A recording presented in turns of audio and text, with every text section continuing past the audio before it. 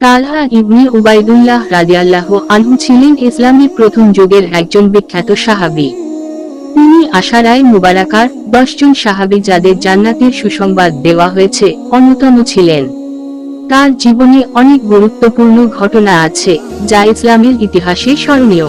উহুদ যুদ্ধের ঘটনা।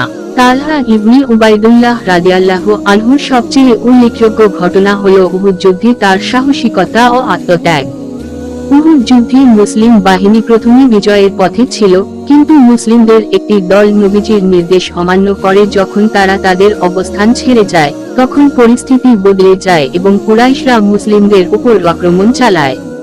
এই সময় নবী মুহাম্মদ সাল্লাল্লাহু আলাইহি ওয়াসাল্লামকে আক্রমণ থেকে রক্ষা করতে তালহা রাদিয়াল্লাহু আনহু তার শরীর দিয়ে নবীজিকে ঢেকে রেখেছিলেন। এতে তালহার শরীরে অনেক আঘাত লাগে এবং তার হাতের আঙ্গুলও কাটা যায়। নবীজি এই ঘটনাকে স্মরণ করে বলেন, যে দিন তালহা ছিল সেই দিন ছিল তালহার দিন। ইসলাম গ্রহণ। তালহা ইবনে উবাইদুল্লাহ রাদিয়াল্লাহু আনহু ইসলামের প্রাথমিক যুগে ইসলাম গ্রহণ করেছিলেন।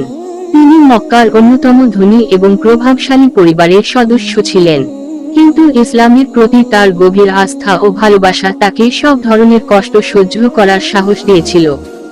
মৃত্যু। তালহা রাদিয়াল্লাহু আনহু 36 হিজরিতে 656 খ্রিস্টাব্দে জামাল যুদ্ধের সময় শহীদ হন। তিনি ইসলামের জন্য নিজের জীবন উৎসর্গ করেছিলেন এবং তার সাহসিকতা ও আত্মত্যাগের জন্য তিনি সর্বদা মুসলিম উম্মাহর মধ্যে স্মরণীয় থাকবেন।